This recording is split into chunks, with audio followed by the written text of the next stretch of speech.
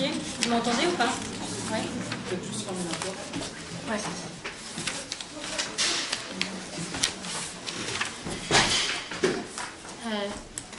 Je voulais peut-être dire un mot sur la place de ce numéro dans la revue Mouvement, qui existe depuis quelle année? 98, et qui dans ses débuts a fait plusieurs numéros autour des normes familiales et des normes sexuelles. J'en citerai quelques-uns. En 2007 sur le gouvernement des enfants, en 2004 sur les hommes en crise, en 2002 sous la révolution sexuelle des normes, et en 2000 le mécano familial, une expression qu'on pourrait reprendre à notre compte dans ce dossier de 2015. Heureusement, on n'a pas refait la même chose 15 ans après. Dans ces dossiers, il y avait beaucoup l'idée, on les a reparcourus quand on a voulu faire un numéro qui s'appelait Famille pour tous. Il y avait un des fils conducteurs, c'était un peu de prendre le contre-pied des discours plutôt portés par les médias sur le renouveau ou la crise d'un certain nombre de normes, soit de la masculinité, soit des normes sexuelles avec l'idée de révolution sexuelle, de nouveaux pères, de libération des comportements sexuels. Et donc il y avait un peu l'idée de prendre le contre-pied en montrant que sous les normes il y avait une résistance de la domination, des rapports de genre, de classe, des asymétries diverses et variées. Alors, le numéro, le mécano familial qui a été écrit, coordonné par des collègues de mouvement il y a 15 ans, s'inscrivait un peu dans cette optique avec comme point de départ le PAX en 99, c'est un numéro, le mécano familial qui est paru en mars 2000, donc quelques mois après la loi créant le PAX, avec aussi cette même articulation entre des changements sociaux réels, dont l'ouverture, dont la création du PAX, et puis des résistances. Je vous lis un extrait, juste une phrase de ce numéro d'il y a 15 ans. La famille cible de la contestation la plus radicale il y a quelques dizaines d'années est toujours là. Elle apparaît même désirable et rassurante, et elle n'en a pas moins changé. Donc il y avait ce paradoxe aussi qui n'a pas cessé d'alimenter les luttes pour l'égalité des sexualités, entre une demande de participation au nom de l'égalité des droits à une norme qui est celle de la famille, et puis ce que cette participation à cette norme change de l'institution familiale elle-même, la façon dont elle reconfigure les normes.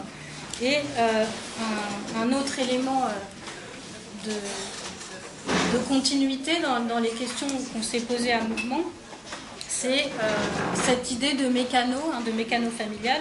Donc encore en 2000, c'est pas on parce que c'était pas nous, mais Mouvement écrivait. À l'image du mécano, la famille du XXIe siècle apparaît composée d'éléments très divers que l'on peut assembler de plus en plus librement, même si les modes d'emploi ne proposent en fin de compte qu'un nombre limité de modèles. Et on va reprendre, Olivier peut-être va reprendre un peu cette métaphore du mécano, qui nous a aussi pas mal travaillé dans la structuration de ce numéro Famille pour tous. Alors, parmi quelques éléments qui ont bougé en 15 ans, et Olivier va en mentionner d'autres. Évidemment, il y a des transformations politiques, le mariage, la loi du mariage pour tous, qui a été un point de départ de l'envie de faire ce numéro. Et puis d'autres lois concernant la famille. J'en citerai une seule qui est l'objet d'un article dans le dossier, qui est la transmission du double nom de famille, qui date de 2002, donc qui est postérieure au premier numéro qu'on avait fait sur la famille, et dont on voit dans le dossier de Mouvement que là on a une réforme juridique, on peut transmettre les deux noms de famille, qui est confrontée aux résistances des pratiques, puisque 10 ans après cette loi, donc en 2012, plus de 80% des enfants nés en 2012 portent le seul nom du père, alors que la double transmission du nom existe depuis 2002. Deux autres éléments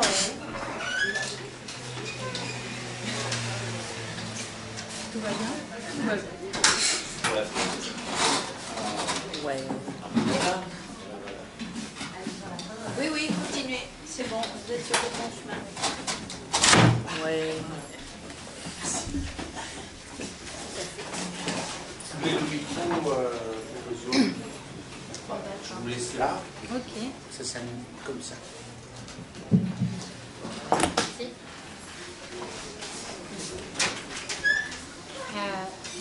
D'autres, donc Olivier va un petit peu présenter les nouveautés des questions de recherche qu'on a posées et les politiques par rapport à ce numéro d'il y a 15 ans sur le mécano familial. Ce qu'on constate en comparant les deux dossiers, outre le jeu d'alliance qui a changé selon des questions politiques, puisqu'il y a un article dans le numéro en 2000 de Marcela Yacoub et Éric Fassin qui écrivaient ensemble, ce qui serait moins possible en 2015, mais Éric Fassin est présent dans les deux numéros, ce qui prouve sa fidélité à mouvement.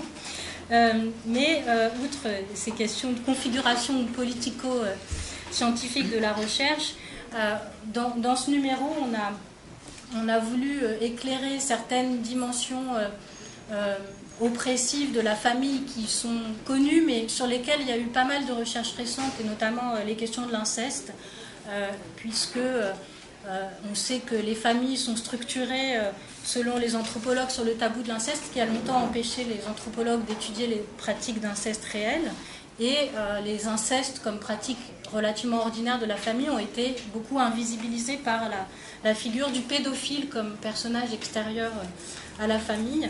Et donc c'est une question sur laquelle depuis quelques années il y a eu plusieurs travaux, enquêtes empiriques, et on a voulu faire une place dans ce dossier. Autre piste qu'on a voulu creuser dans ce dossier de 2015 qui était moins présente dans les travaux antérieurs de mouvement, la question de la façon dont les normes familiales pèsent sur les marges, c'est-à-dire les arrangements, les personnes qui ne sont pas exactement dans les normes familiales, les couples binationaux par exemple, qui sont justement obligés, et notamment lorsqu'un est sans papier, de passer par l'institution familiale et le mariage pour accéder à d'autres droits, les adultes qui choisissent de ne pas avoir d'enfants et comment la norme familiale pèse sur eux et comment ils sont obligés de se justifier. C'est Charlotte Débès qui va en parler. Et puis l'adoption internationale et la norme de la filiation biologique qui pèse sur les couples ou les individus qui souhaitent adopter. Et enfin la transparentalité, donc un article qui est abordé dans ce dossier aussi et qui montre là aussi comment des parents trans s'arrangent avec la norme. Dernier point, donc cette question du mécano qui constitue un peu un fil conducteur avec le dossier que Mouvement avait fait en 2000, mais qu'on a voulu un peu prendre davantage au pied de la lettre en essayant d'interroger un peu séparément les différents éléments de ce qui compose une famille, de ce qu'on appelle famille, donc un couple hétérosexuel, la corésidence, la parentalité, la filiation et la transmission patrimoniale, et on appelle famille tout ce bloc de choses qui sont censées aller ensemble et que des expérimentations essayent de déconnecter de façon pas toujours reconnue. Et donc c'est un peu le fil qu'on a voulu approfondir et qui était esquissé dans le numéro de 15 ans auparavant. Merci. Le passage entre nos deux prises de parole ressemble au passage entre les deux numéros, parce qu'il y a des éléments que je vais reprendre, mais l'idée c'est de présenter à la fois comment donc ce nouveau numéro s'inscrit dans ce qui précède, et comme l'a dit Juliette, le temps passant, les débats politiques, des fois on va dire les victoires politiques, mais aussi les défaites politiques, ont changé les choses et font que les questions ont été légèrement infléchies pour définir les intentions qu'on a mises dans la construction de ce numéro. Donc l'intention, comme Juliette l'a dit, la première, c'était cette loi sur le mariage et l'adoption pour tous, comme ça elle a été nommée,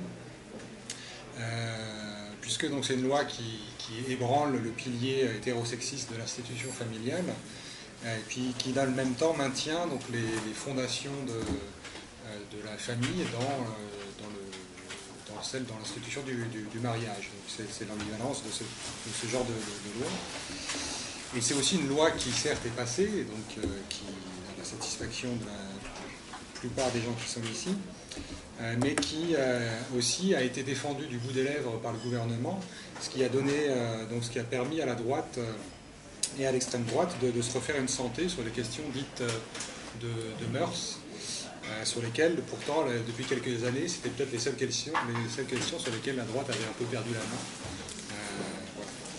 Donc l'idée c'est justement de la reprendre, cette main, et de constater que la démocratisation des expériences familiales est certes bon an mal an en cours historiquement, mais il reste encore beaucoup de chemin à faire. Donc en proposant ce nouvel état des lieux, l'inflexion du coup par rapport au projet antérieur est double. D'abord, autour de cette métaphore du mécano, donc la famille c'est un mécano institutionnel, on pourrait dire, qui articule ou même superpose plusieurs relations différentes. Donc la norme dominante reste toujours, je l'ai déjà un peu dit, celle du couple qui est engagé dans une relation sexuelle, une sexualité qui doit être exclusive et qui doit être hétérosexuelle, un couple qui doit cohabiter, qui est voué à procréer, qui est voué aussi à transmettre un patrimoine économique et culturel, etc. C'est mieux si je prends le micro. J'ai l'habitude.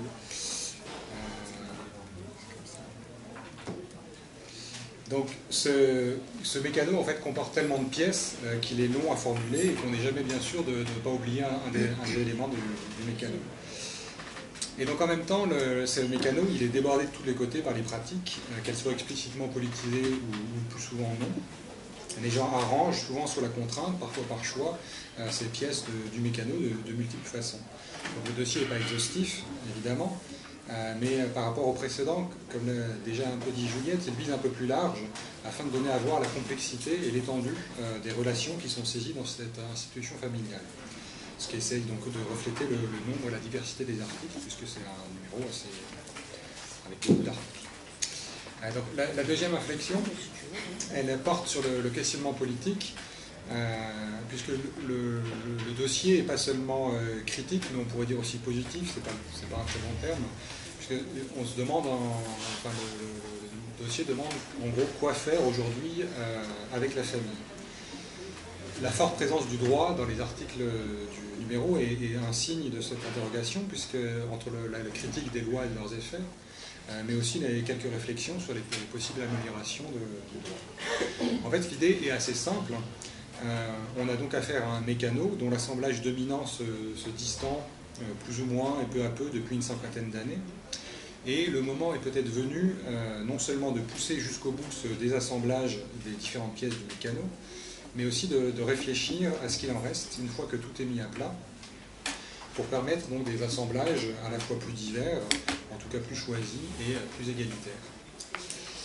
Donc ce qui reste, une fois qu'on met tout à plat, c'est peut-être, ce sur quoi on s'est interrogé, ce type de lien social qu'on désigne quand on affirme « nous, on est comme une famille ». On pourrait dire une certaine intensité affective, une forme d'intimité, un concernement réciproque, une entraide, une responsabilité mutuelle.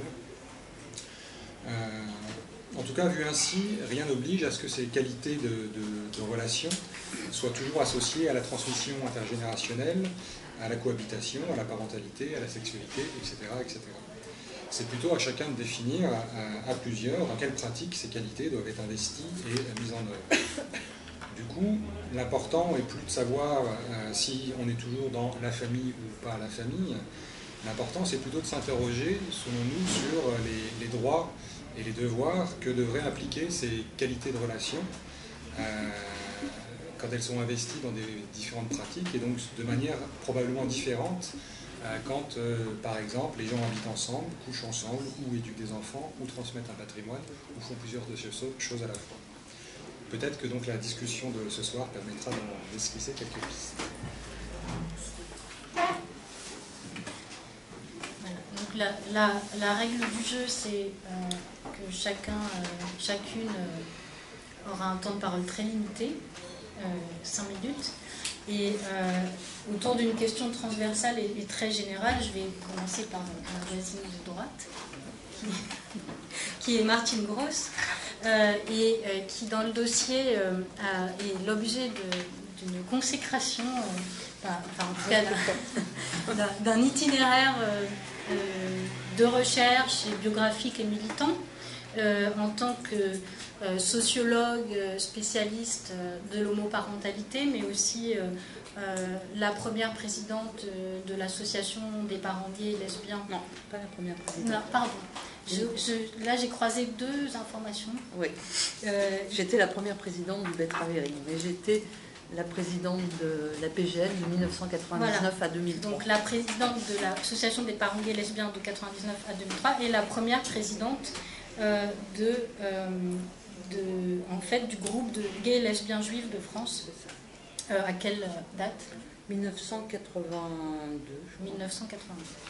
Et donc peut-être, donc la question un peu transversale qu'on avait envie de poser, porte dans ton domaine et pour les autres dans le leur, de recherche sur les questions d'homoparentalité. Est-ce que tu peux identifier la façon dont résistent un certain nombre de normes familiales traditionnelles et dont elles sont reconfigurées? Donc une question très large, mais peut-être en choisissant quelques éléments significatifs selon toi, puisque tu fais partie aussi des personnes qui peuvent déjà construire une vision un peu historique des luttes pour l'accès à l'homoparentalité depuis une quinzaine d'années. Ok, donc vous l'aurez compris, mes travaux portent essentiellement sur les familles homoparentales. Donc, à propos de résistance ou de reconfiguration des normes dans ces familles, je développerai juste 2 points. Le premier point, c'est le fonctionnement familial de ces familles. Et le deuxième point, c'est la structure elle-même, la structure ou la composition familiale. En termes de fonctionnement familial ou de comportement, en fait, les familles homoparentales sont des familles assez ordinaires, je dirais. Elles ont le même souhait de transmission des valeurs qu'elles ont reçues de leurs propres parents, éventuellement un souhait de transmission de patrimoine, de nom, de culture, d'histoire. Elles ont les mêmes comportements en matière de mode d'éducation et elles ont le même souhait d'inscrire leurs enfants dans leur réseau de parenté et les mêmes inquiétudes que les parents d'aujourd'hui ou les parents d'il y a 20 ans, ou je dirais encore avant, de faire en sorte que leurs enfants aillent bien. Mais en termes de fonctionnement familial, ce sont aussi des familles qui reconfigurent certaines normes, notamment la répartition des tâches domestiques et parentales, qui s'avère être plus égalitaire que dans les familles dites, que je vais appeler hétéroparentales, pour utiliser un néologisme symétrique. Ça, c'était le premier point, donc le fonctionnement familial. Maintenant, au niveau de la composition familiale, des structures familiales, alors là, les familles homoparentales défient les normes juridiques en matière de filiation. Parce qu'on a un droit de la famille qui est exclusif, qui repose sur la vraisemblance d'une union sexuelle procréatrice, un père, une mère, pas un de plus. Et c'est seulement ceux qui peuvent passer pour avoir procréé leurs enfants qui obtiennent le statut légal de parents. C'est un modèle qui cherche à confondre les liens biologiques et les liens juridiques et qui fait comme si le fait d'être né d'eux, d'un homme et d'une femme, c'était la même chose que d'être fils ou fille d'eux ou d'être élevé par un tel et un tel. Alors certes, la loi du 17 mai 2013 apporte une brèche dans ce modèle procréatif puisque grâce à l'adoption, un enfant peut avoir 2 parents de même sexe, mais pour cela, il faut d'abord passer par le mariage. Et si on veut pouvoir adopter l'enfant de sa conjointe, il faut démontrer qu'il n'y a pas de filiation paternelle.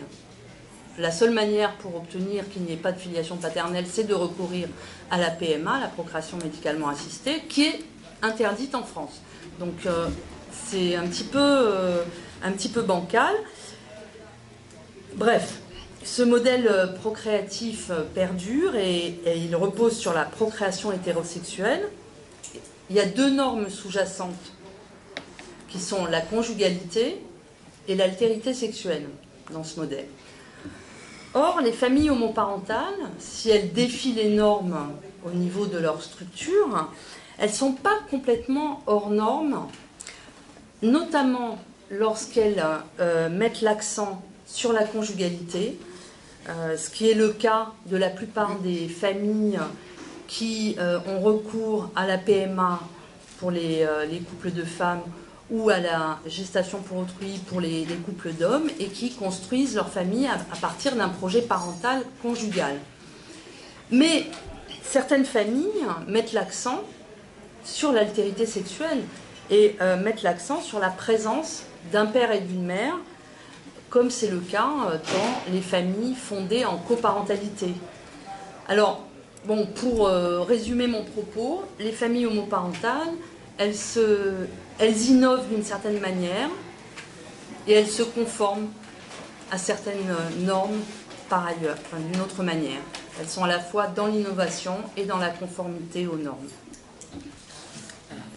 Mon propos.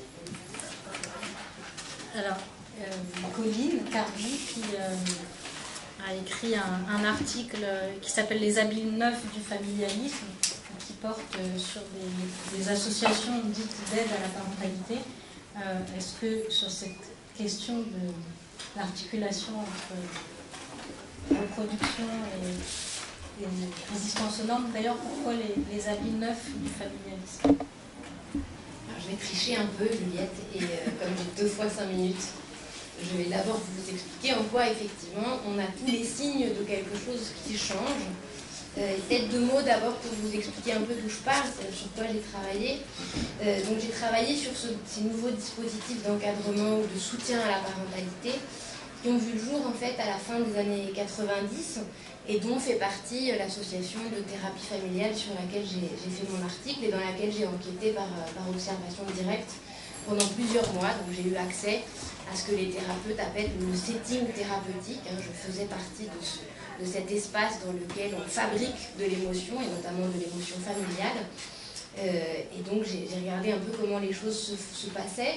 L'idée, c'était d'essayer de comparer le fonctionnement et les normes qui sont diffusées dans ces nouveaux dispositifs avec des dispositifs plus anciens de l'action sociale, quand elles visent les familles, notamment les familles populaires, sur lesquelles j'avais travaillé par ailleurs, puisque j'avais travaillé sur la justice des mineurs et sur un centre maternel, qui sont ces espaces qui accueillent des femmes en situation de monoparentalité dans des situations précaires. Donc l'idée, c'était de venir questionner ces différentes manières de faire et de voir si on observait une évolution des normes. Et en fait de questionner une idée qui est largement admise par les sociologues de la famille, en tout cas par une partie de la sociologie de la famille, qui était de dire on assiste aujourd'hui à une démocratisation de la vie familiale. Et cette démocratisation, on en trouve les signes en matière de prise en charge institutionnelle. Il n'y aurait plus de contrôle social de l'ordre familial. On serait aujourd'hui dans une ère où finalement l'État n'a plus tout à fait prise, ou ne regarde plus de la même manière la façon dont les parents peuvent prendre en charge leurs enfants. Et puis en matière de normes, on assisterait aussi à une évolution majeure qui serait une transformation des normes en matière de famille et de conjugalité et de sexualité, qui viserait un plus d'égalité, notamment une égalité plus grande entre les hommes et les femmes. Donc moi, je suis venue essayer de travailler cette chose-là, c'est-à-dire essayer de comprendre effectivement comment, et vous allez voir qu'il y a un discours sur le changement, comment on observe des changements, mais comment derrière ce changement, on a en fait une recomposition où on observe des habits neufs du familialisme, le familialisme qui repose sur l'idée que l'ordre social repose sur l'ordre familial et que cet ordre familial, il repose lui-même sur un ordre du genre. Donc je vais d'abord répondre à une partie de la question qui est de savoir qu'est-ce qui bouge finalement, et de fait il y a des choses qui bougent et on peut s'arrêter là d'une certaine manière. On a un processus de démocratisation avec un nouveau regard qu'on cherche à porter et que l'État cherche à porter sur les familles de classe populaire. Alors je ne détaille pas, mais en fait on peut lister trois éléments deux éléments qui permettent de le montrer, et je le montrerai à partir du fonctionnement de cette association. D'abord, cette association, et c'est le cas de ces nouveaux dispositifs, ont pour but d'accompagner les transformations de la vie familiale, c'est-à-dire essayer de ne plus porter un regard accusateur, qui serait celui des travailleurs sociaux classiques, sur la manière dont les familles, effectivement, sont des mécanos, se recomposent. Et en cela, et c'est un élément important des gens qui défendent ces dispositifs et des professionnels qui travaillent dans cette association, c'est essayer de renouveler la prise en charge par rapport à un travail social classique. Et en ça, il s'agit, et les thérapeutes le disent souvent, et c'est une des raisons pour lesquelles on a accepté ma présence dans cet espace-là, il s'agit de remettre en cause les normes et les savoirs.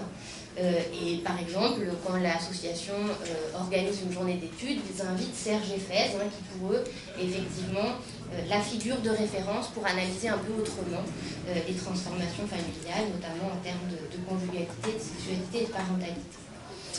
Et donc, il y a l'insistance, comme ça, d'allier un discours sociologique d'abord et psychologique ensuite, pour essayer d'accompagner ce que les thérapeutes nomment une crise, qu'ils renvoient à la précarisation des familles et aussi à la migration, puisque c'est peu développé dans l'article, mais il y a tout un discours autour de l'ethnopsychiatrie, qui serait un outil extrêmement important pour comprendre le malaise familial.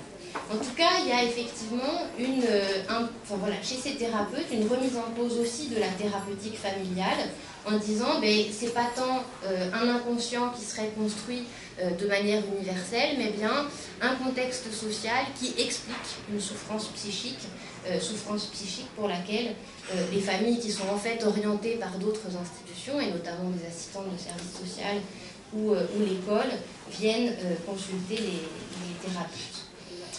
En même temps que ce vocable de parentalité, qui apparaît en fait dans les années 80, il y a peu, quand vous tapiez sur Word, parentalité, c'était souligné en rouge, on n'avait pas le droit de l'utiliser. Donc ce vocable-là, il apparaît dans les années 80. Il est intéressant dans les années 80, puisqu'effectivement, c'était essayer de dissocier ce qui serait de l'ordre du biologique et ce qui serait de l'ordre de la fonction parentale. Et donc, dire on aide les parents ou on soutient la parentalité, c'est très clairement s'inscrire dans cette idée-là que la biologie et la fonction parentale sont des choses qui sont dissociables. Et là aussi, c'est un point sur lequel on insiste beaucoup dans les nouvelles politiques sociales. Et en cela, c'est une manière de rompre avec des formes plus anciennes de familialisme. En même temps, vous verrez que ce terme de parentalité, qui est complètement neutre en fait, c'est-à-dire qu'il n'y a plus de père, il n'y a plus de mère, etc. En fait, il permet de neutraliser des différences à la fois en termes de genre et de classe sociale. Et puis le deuxième élément qui permet de penser qu'effectivement on est là face à une forme de démocratisation, c'est qu'il s'agit, et là il y a une critique très forte du travail social, il s'agit d'offrir un accompagnement non contraint, il s'agit de se démarquer des formes classiques du travail social, et notamment de la justice des mineurs, qui pour ces thérapeutes représente cette police des familles dont parlait Donzelot. Ça veut dire quoi se démarquer de formes traditionnelles du travail social? C'est affirmer le droit des parents, et ça je pense que c'est un élément quand même important qui traverse les évolutions des politiques sociales et familiales, c'est-à-dire effectivement en matière notamment de prise en charge des parents, de famille, c'est important, c'est-à-dire qu'en 2002 on affirme notamment la possibilité pour les parents d'avoir accès à leur dossier. Par exemple dans la justice des mineurs, seul l'avocat avait le droit au tribunal pour enfants d'avoir accès au dossier des parents. C'est un des rares espaces judiciaires où ça se passait comme ça. En tout cas, il y a cette affirmation importante du droit des parents. Il y a ce désir d'accompagner au plus près les populations. Et par exemple, l'association de thérapie familiale, et j'arrête dans une minute, est située dans un HLM assez haut. Il a été configuré comme un appartement, etc. Il y a comme ça un souci très fort des thérapeutes et de ce qu'on observe dans d'autres dispositifs, effectivement, de faire comme si on était à la maison. On est bien aussi dans un lieu d'écoute au sens de Fassin. Et puis on insiste, et c'est le dernier point, sur les compétences parentales, c'est-à-dire qu'il ne s'agit plus là, dit-on, parce qu'évidemment dans la deuxième partie de mon intervention, je vais vous montrer que tout ça est rapidement mis à mal par l'observation, mais en tout cas, il y a quand même aussi un discours important sur les compétences des parents, c'est-à-dire qu'il ne s'agit plus seulement de sanctionner des mauvais traitements, des mauvaises manières de faire, mais c'est cette idée que tout système familial a les possibilités de s'en sortir et que donc les thérapeutes sont là, non pas pour proposer une thérapie thérapeutique au sens d'un changement, mais pour permettre aux individus, et aux femmes en particulier, vous allez voir, de trouver les ressources qu'elles auraient déjà pour pouvoir se sortir de la situation de désordre familial dans laquelle elles arrivent dans l'association. La suite, la prochaine question. D'accord. Charlotte, peut-être sur les adultes qui choisissent de ne pas avoir d'enfants et la raison pour laquelle on a commandé un article à Charlotte Desbestes, c'est avec cette idée de s'intéresser aux normes qui pèsent sur les marges et notamment à ces couples adultes qui choisissent de ne pas avoir d'enfants. Donc sur ton terrain, comment ces normes pèsent ou comment elles sont retravaillées, contournées? Est-ce que sans le micro, vous m'entendez? Oui. Super. Donc moi j'ai fait ma thèse sur les personnes volontairement sans enfants, à partir notamment d'entretiens biographiques et qualitatifs. Donc j'avais à la fois des hommes et des femmes. Donc j'avais à la fois des hommes et des femmes. Donc 51 personnes, 33 femmes, 18 hommes. La seule condition sine qua non, enfin la seule condition pour me faire part de son témoignage était d'avoir au-dessus de 30 ans. Et donc sur cette question de résistance aux normes familiales et ou reconfiguration, alors en effet, à partir du moment où on part du principe que l'ordre social s'appuie en effet sur l'ordre familial, qui s'appuie lui-même sur l'ordre de genre, finalement la résistance très claire de ces personnes volontairement sans enfants, c'est finalement une résistance aux normes de genre. Comment?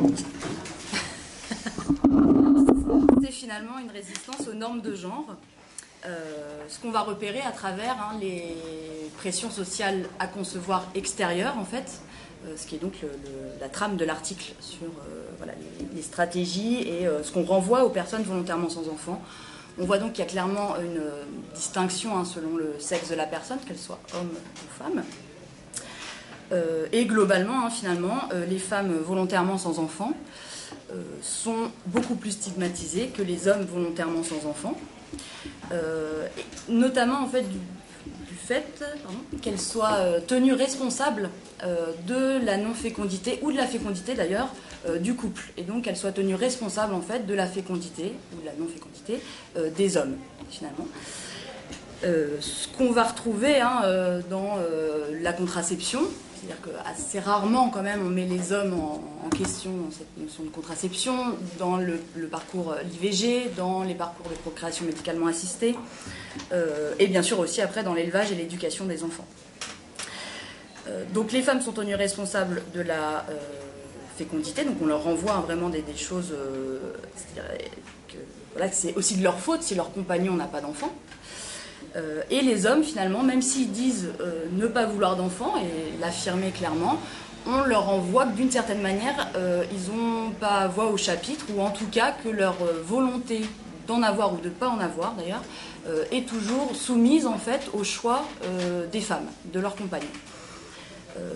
Donc c'est un des domaines du coup où les femmes sont finalement vues comme toujours à l'initiative et les hommes vus comme passifs d'une certaine manière.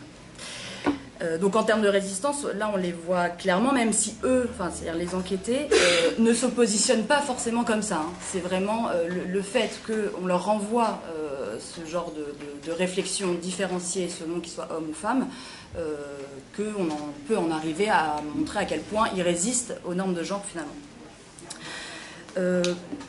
Mais quand même sur la question de la reconfiguration ou du conformisme, ce qui est aussi intéressant, c'est que par contre, enfin c'est pas par contre, mais c'est qu'ils vont par contre aussi pour produire énormément de discours sur la bonne manière d'éduquer les enfants. Que de toute manière, pour être un enfant, pour élever des enfants, il faut absolument être disponible, entièrement disponible. Qu'il y a beaucoup de parents d'ailleurs qui ne seraient pas assez disponibles, qui ne se rendraient pas assez disponibles pour leurs enfants. Donc vraiment, ils sont aussi complètement empreints finalement un petit peu des normes de la psychanalyse familiale, de la société depuis les années 60-70. Voilà, donc ils ont énormément de discours par contre sur, pas forcément sur l'ordre de genre, il faut un papa, une maman, etc., mais vraiment sur les bonnes manières d'éduquer ses enfants, qui donc supposent quand même, si on appliquait tout ça au pied de la lettre, énormément de contraintes. Et surtout cette manière d'élever ses enfants où il faut être entièrement disponible, puisque les enfants auraient pu ne pas naître. Avec la contraception et l'IVG, les enfants auraient pu ne pas naître. Donc on en est d'autant plus responsable. Et donc toutes ces normes de parentalité exacerbées, en fait, il me semble, depuis la contraception et l'IVG, rentrent aussi en tension avec l'autre grande valeur de la société, qui est justement plutôt la figure de l'individu libre, autonome, disponible, flexible, mobile dans son couple, dans son travail. Voilà, donc en ce sens-là, à la fois, ils se conforment à la bonne parentalité, ou ce que devrait être une bonne parentalité, mais ils s'en servent aussi pour résister finalement à l'ordre du faire famille et à rentrer en parentalité.